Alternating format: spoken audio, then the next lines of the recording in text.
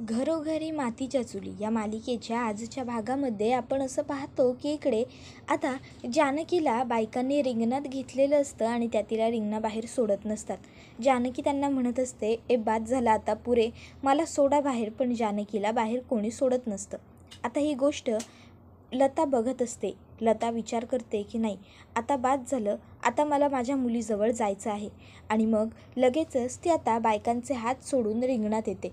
लताला आत येत असताना जानकीबरोबर घालवलेले काही क्षण आठवत असतात. तिने जानकीला त्रास दिलेला असतो ते सगळं लताला आठवत असतं. लता आतमध्ये येते आणि जानकीच्या चेहऱ्यावरून हात फिरवत म्हणते, नाळ तुटत नाही बाई माय लेकीची, माय लेकीची, आज होणार भेट पुन्हा माय लेकीची. आणि ती आता जानकीच्या चेहऱ्यावरून हात फिरवते. लता आता रडत असते. तिच्या दोन्ही डोळ्यातून घळाघळा अश्रू वाहत असतात. ती जानकीच्या चेहऱ्यावरून हात फिरवते, जानकीच्या अंगावरून हात फिरवते, डोक्यावरून हात फिरवते. आता हे सगळं जानकी बघतच राहते. लता जानकीचे दोन्ही हात पकडते आणि तिच्या दोन्ही हाताचे मुके घेते. आता हा सगळा प्रकार घडत असतो. सर्व बायका शांत उभ्या राहून सगळं बघत असतात. इतक्यात ऐश्वर्या ही तिच्या प्लॅनला सक्सेसफुल करायला जाते आणि आता ती मुद्दामून ते जे झुंबर असतं ते लतावर पाडण्यासाठी त्या झुंबराला हात लावते.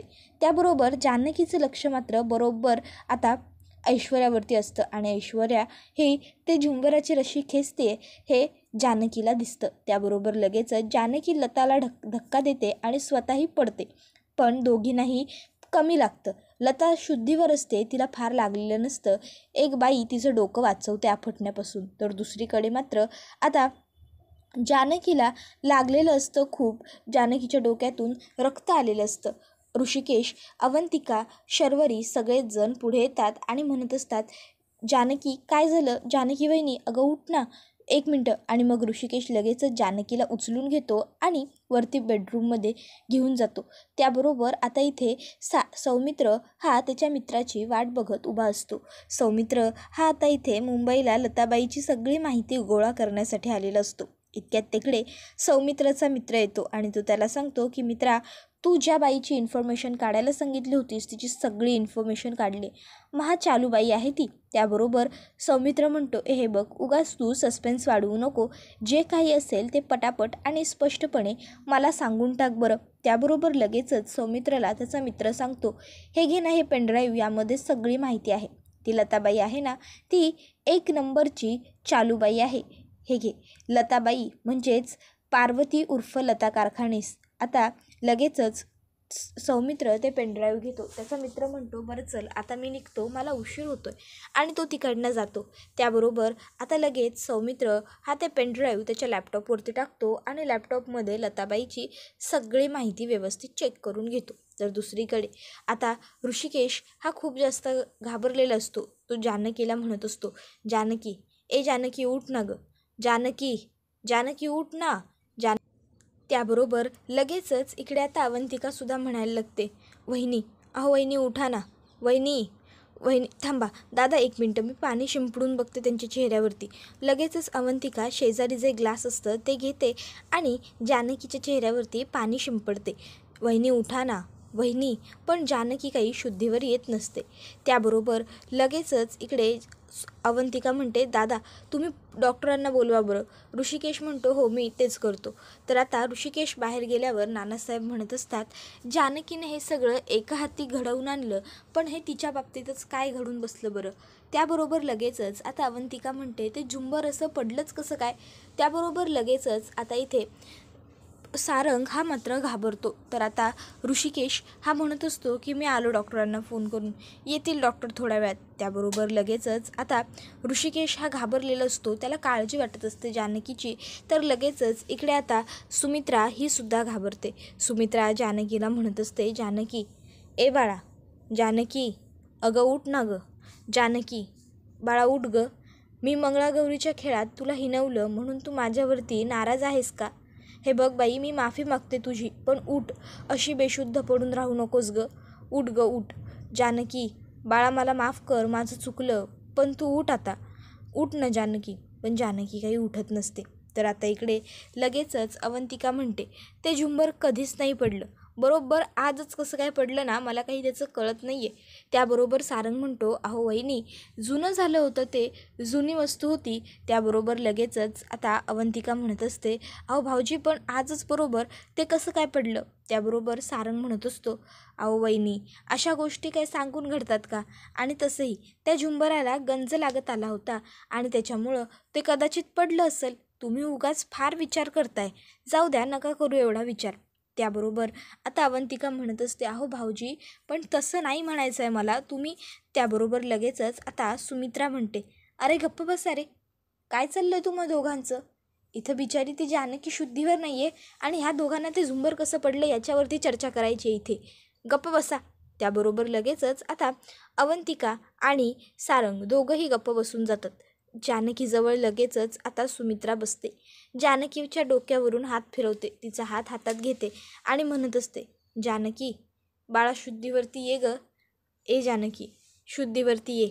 आता खरं तर सुमित्रा कितीही वाईट वागत असली जानकीबरोबर, तरी तिच्या मनात जानकीबद्दलची जी माया आहे ती तशीच आहे, हे आपल्याला या ठिकाणी दिसतं.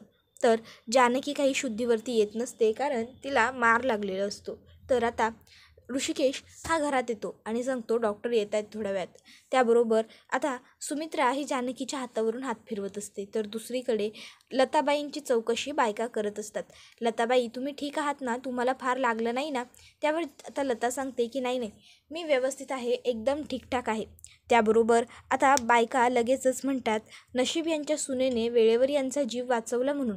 त्यावर लता लगेचच म्हणते, नाही, ती माझी सून नाही, ती माझी. इतक्यात त्या ठिकाणी ऐश्वर्या येते आणि ऐश्वर्या लगेचच म्हणते, मी काय म्हणत होते, नाही म्हणजे आता आमच्या घरात हे जे काही झालं आहे त्यानंतर मला वाटत नाही की मंगळागौर कंटिन्यू होईल म्हणून. त्यामुळे मग तुम्ही सगळ्याजणी निघा मग. म्हणजे त्याबरोबर लगेचच बायका म्हणतात, जानकीची तब्येत कशी आहे? त्यावर लगेचच ऐश्वर्या म्हणते, आता काय व्यवस्थित आहे ती, तिची काही काळजी करू नका. हवं तर ती शुद्धीवर आली ना की मी तुम्हा सगळ्यांना कॉल करून कळवेन.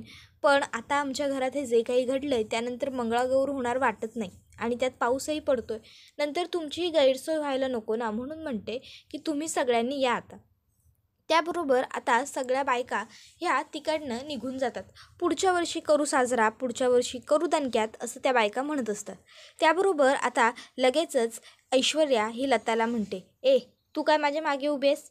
चल बाजूला हो. त्याबरोबर लगेचच आता लता ही ऐश्वर्याला म्हणत असते, हे सगळं तूच घडवून आणलंस ना? आता लगेचच ऐश्वर्या ही आजूबाजूला बघते, कोणी नाही आहे आणि लताचं तोंड दाबते आणि तिला म्हणत असते की, ए कशाला आरडाओरडा करतेस ग? हळू बोल ना, तुला हळू बोलता येत नाही का? हळू बोल. त्याबरोबर लगेचच आता लता हे ऐश्वर्याला म्हणत असते, खोटारडी आहेस तू, एक नंबरची खोटारडी. तूच इतके दिवस माझ्या आणि माझ्या मुलीला दूर करत होतीस ना?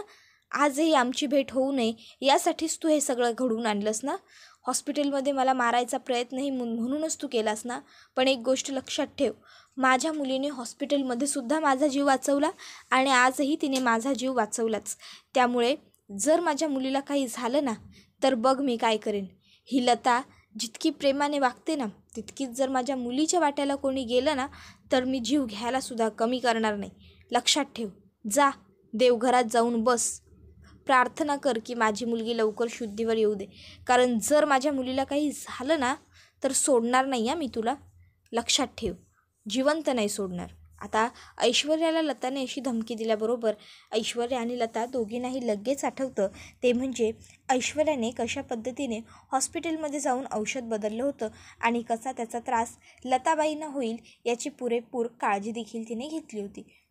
आता हे सगळं आठवून ऐश्वर्याला घाम फुटलेला असतो. तर लगेचच लताबाई म्हणते, जा, लक्षात ठेव, माझं नाव आहे लता, लक्षात असू दे. आणि मग लगेचच आता इथे लताच्या ह्या मस्त दमदार धमकीमुळे ऐश्वर्या ही पूर्णपणे घाबरून गेलेली असते. मग लताबाई लगेचच तिकडनं निघतात आणि वरती आता त्या जानकीच्या खोलीकडे येत असतात. तर दुसरीकडे डॉक्टर हे घरी आलेले असतात. डॉक्टर जानकीला ड्रेसिंग वगैरे करतात आणि आता त्यात सांगायला लागतात की काही नाही, जानकी एकदम व्यवस्थित आहे, ठीक आहे. मुका मार लागलाय थोडा, त्यामुळे त्या अचानक बेशुद्ध झाल्यात. पण डोंट वरी, मी आता व्यवस्थित सगळं ट्रीटमेंट केलं आहे. आता त्यांना शुद्ध येईल आणि लवकरच बरं वाटेल. त्यामुळे काळजी करण्यासारखी काही गोष्ट नाही आहे. ऋषिकेश विचारतो, डॉक्टर पण तिची शुद्ध हरपली, ती शुद्धीवर कधी येईल?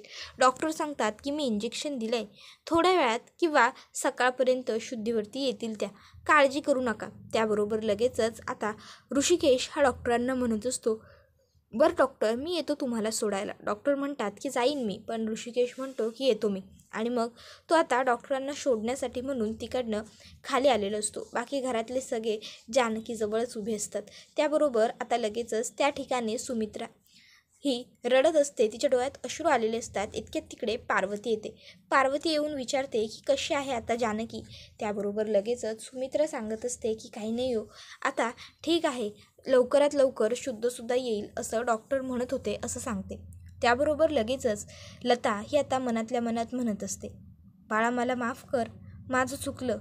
मी माझे अशुभ पाय घेऊन तुझ्या आयुष्यात आले आणि तुझ्या सगळ्या आयुष्याची वाट लावून टाकली.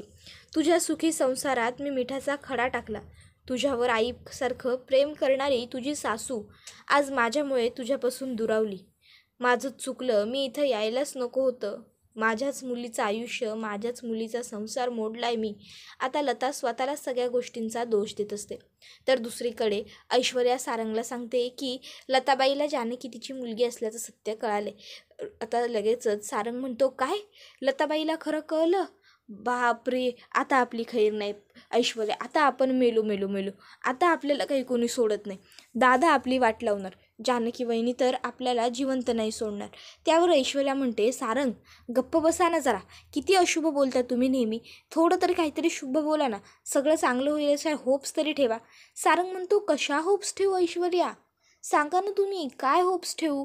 अहो सगळं चित्र मला माझ्या डोळ्यांच्या समोर स्पष्ट लख्ख उघडं दिसतंय आणि तुम्ही म्हणताय की मी होप्स नाही ठेवत आहे म्हणून. त्यावर लगेचच ऐश्वर्या म्हणत असते की सारंग अहो.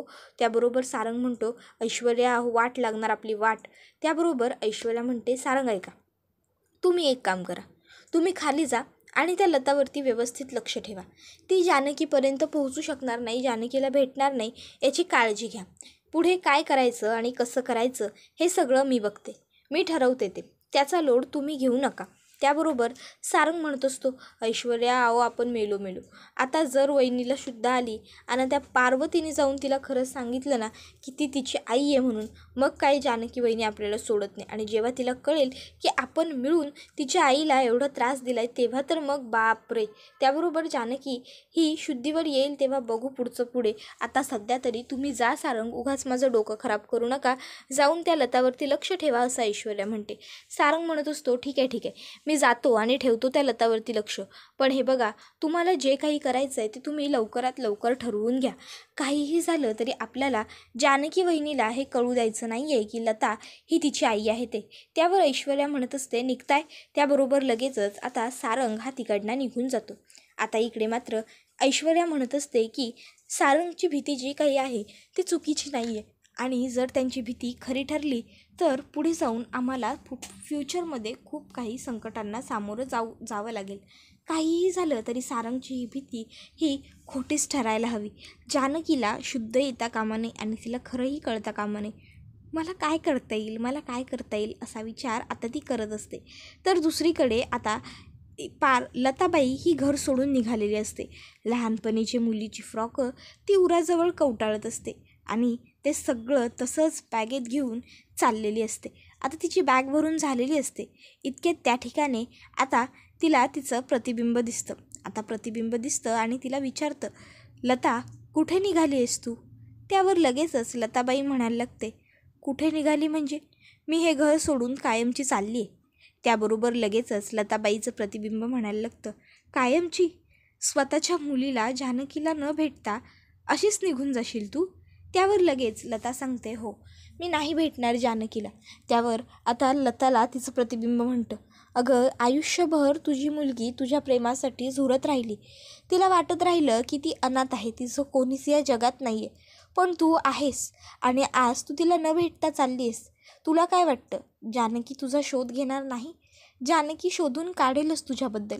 आणि जेव्हा तिला कळेल की तू तिची आई आहेस आणि तू असं खोटं बोलून खोटारडेपणा करून इकडनं निघून गेलीस, तेव्हा जानकीला खूप दुःख होईल, खूप वाईट वाटेल. त्याबरोबर लगेचच सुमित आता इकडे लता म्हणायला लागते, मग मी जानकीला खरं सांगू का? पण जर मी तिला खरं सांगितलं तर तिच्या सासरची लोक काय म्हणतील? पैशांसाठी मी तिचा संसार मोडलाय. ऋषिकेश तिचा नवरा, तो काय म्हणेल? मला सगळ्यांचं टेन्शन आलं आहे गं. उगाच मला कोंडीत सापडायलासारखं झालं आहे. त्याबरोबर लगेचच तिचं प्रतिबिंब म्हणत असतं, अगं तूच तर म्हणतेस ना लता, मन साफ तो सब साफ. मग आता कशाला घाबरतेस? आणि हे बघ, मला खात्री आहे नक्की जानकी तुला समजून घेईल. ती अगं तुझी मुलगी आहे आणि तुझी मुलगी खरोखर खूप चांगली आणि समजूतदार आहे. ती सगळ्यांना समजून घेते. मग तुला का नाही घेणार? पण जर तू तिला न सांगता इकडनं निघून गेलीस तर मात्र तिला खूप वाईट वाटेल. त्याबरोबर पुढे ती म्हणत असते, बघ भेट तिला. नियतीने तुम्हाला पुन्हा जवळ आणले, काळाने तुम्हाला वेगळं केलं होतं. पण आज जर तू इकडनं निघून गेलीस तर मात्र या सगळ्याचा काही अर्थ उरणार नाही. आता तू ठरव तुला काय करायचं आहे. लता म्हणत असते, मला भीती वाटते जानकीच्या पुढ्यात जाण्याची सुद्धा. मी नाही जाऊ शकत तिच्या पुढ्यात. मला भीती वाटते. मी काय करू? कसं कळवू जानकीला? शेवटला तिला एवढं तरी माहिती असायला हवं की मी तिची आई आहे. पण कसं? आणि मग आता तिथे तिला दिसते ती म्हणजे एक डायरी. त्याबरोबर लगेचच आता लता ही ती डायरी हातामध्ये घेते आणि आता जानकीला कसं कळणार ती तिची आई आहे हे ती त्या कागदावरती तिच्या भावना उतरवून काढते आहे. तर आता दुसरीकडे लताचं प्रतिबिंब हे निघून तर गेलेलं असतं, पण त्याने लताला एक चांगली समज दिलेली आपल्याला पाहायला मिळते. त्यानंतर आता आपण पाहतो की लगेचच लता ही ते पत्र घेते आणि जानकीच्या खोलीच्या दिशेने जायला निघते. पण तोपर्यंत आता इथे आपण पाहतो की ऋषिकेश हा जानकीचा हात हातात धरून अश्रू डोळ्यातून गाळत बसलेला असतो. त्याला असं वाटतच असतं की कधी एकदा जानकी शुद्धीवरती येते आणि माझ्याशी बोलते. त्याबरोबर तिकडे ओवी येते आणि म्हणत असते, बाबा आई कधी उठेल? ती किती वेळ झोपली आहे? त्याबरोबर ऋषिकेश सांगत असतो की हो बाळा, आई लवकर उठेल, तू काळजी करू नकोस. त्यावर लगेचच ओवी म्हणते, अहो बाबा, आई कालपासून झोपली आहे ना, उठवा ना आईला. आई उठ ना गं आई. त्यावर ऋषिकेश ओवीला समजावतो, हे बघ ओवी बाळा, असं नाही वागायचं. आई झोपली आहे ना, आईला आरामाची गरज आहे, तिला आराम करू दे बरं. आणि तू एक काम कर, तू जा आणि तुझा होमवर्क इनकम्प्लीट राहिला आहे की नाही, तो होमवर्क तू सगळा कंप्लीट करून घे. ओके, चल जा. आणि मी इथे आईजवळ थांबतो. त्याबरोबर आता ओवी ही म्हणत असते, बाबा आई नक्की बरी होईल ना? त्यावर ऋषिकेश तिला सांगतो, हो बाळा, आई नक्की बरी होईल, आईला काही नाही झालेलं. ओवी म्हणते, बाबा मला ना मॅथ्सचा होमवर्क करायचा आहे आणि मला त्यामध्ये तुमची मदत हवी आहे. ॲक्च्युली आई जर बरी असती तर आईनेच मला यामध्ये मदत केली असती, पण आता आईला बरं वाटत नाही आहे, तर मग तुम्हाला माझी मदत करावी लागेल. माझ्याबरोबर चला ना बाबा, मला जरा मदत करून द्या. त्याबरोबर ऋषिकेश म्हणत असतो, बाळा मी खरंच आलो असतो, पण इथे तुझ्या आईला शुद्ध आल्यावर कोणीतरी इथे असायला हवं की नाही, त्यामुळे मला नाही जमणार गं तुझ्याबरोबर यायला, सॉरी. त्याबरोबर लगेचच आता इथे पार्वती त्या ठिकाणी येते आणि म्हणत असते की मी थांबते जानकीजवळ, तू जा ऋषिकेश. त्यावर लगेचच ऋषिकेश म्हणतो की नाही नको. म्हणजे त्याबरोबर लगेचच आता पार्वती ही त्याला म्हणत असते, मी सांगते ना जा, तर तू जा. ओवीचा अभ्यास बुडायलासुद्धा नको, ते महत्त्वाचं आहे, तू जा. त्याबरोबर ऋषिकेश म्हणतो, काल परवापर्यंत तुला बोलायचंही नव्हतं जानकीबरोबर आणि आज अचानक हे काय, एका रात्रीत कसा एवढा बदल घडला? त्याबरोबर पार्वती लगेचच म्हणायला लागते, बाळा सगळ्या प्रश्नांची उत्तरं नसतात ना, ये तू. त्याबरोबर लगेचच ऋषिकेश ओवीला म्हणतो, ओवी चल. आणि मग ऋषिकेश हा ओवीला घेऊन तिकडनं निघून जातो. त्याबरोबर पार्वती म्हणजेच लता जानकीजवळ बसते, तिच्या चेहऱ्यावरून हात फिरवते आणि प्रेमाने म्हणत असते, माझी लेक, माझी मुलगी, माझी जानकी, बाळा मला माफ कर, माझं चुकलं. नियतीने आपल्याला खूप दूर केलं, नंतर काळाने ठरवूनही मला तुझ्याजवळ येता नाही आलं. माझं चुकलं होतं त्यावेळेस, तुला आठवत नसेल, पण तू लहान होतीस तेव्हा पहिला बोबडा शब्द आई म्हणालीस. मी तुला उचलून घेऊन कडेवर घेऊन सगळीकडे फिरवायचे आणि तू माझा पदर सोडायलाच कधी तयार नसायचीस, पण मी तुझ्या हातातून तुझा तोच पदर सोडवून घेतला माझा आणि तुला मधुभाऊंच्या आश्रमात सोडून दिली. मला माफ कर बाळा, माझं चुकलं. इतक्यात जानकीला शुद्ध येते. इतकं सगळं घडत असतं आणि अचानक सौमित्र घरी येतो आणि सगळ्यांना म्हणत असतो, आज मी तुम्हा सगळ्यांसमोर अशा एका गोष्टीचा खुलासा करणार आहे की ज्यानंतर तुमच्या सगळ्यांच्या पायाखालची जमीन ही सरकून जाईल. त्याबरोबर आता ऋषिकेश, घरातले इतर सगळे सदस्य त्या ठिकाणी जमा होतात. तर आता लगेचच इकडे सौमित्र हा म्हणत असतो की आपल्या घरात पार्वती म्हणून जी बाई वावरते ती फ्रॉड आहे. त्याबरोबर लगेचच आता असं म्हटल्याबरोबर पुढे ऋषिकेश हा म्हणत असतो, सौमित्र तोंड सांभाळून बोल, ती माझी आई आहे. त्याबरोबर लगेचच आता सौमित्र म्हणतो, नाही दादा, ही तुझी पार्वती आई नाही आहे, ही एक फ्रॉड बाई आहे, हिचं नाव आहे लता कारखानीस. त्याबरोबर सगळ्यांना सत्य कळतं. जानकी लताला म्हणत असते, आता तरी खरं सांगा की तुम्ही हे सगळं ऐश्वर्याच्या सांगण्यावरून केलं. बोला बोला, लवकर बोला. त्याबरोबर आता पार्वती गप्पच राहते आणि हा व्हिडिओ इथेच संपतो. व्हिडिओ आवडला तर व्हिडिओला लाईक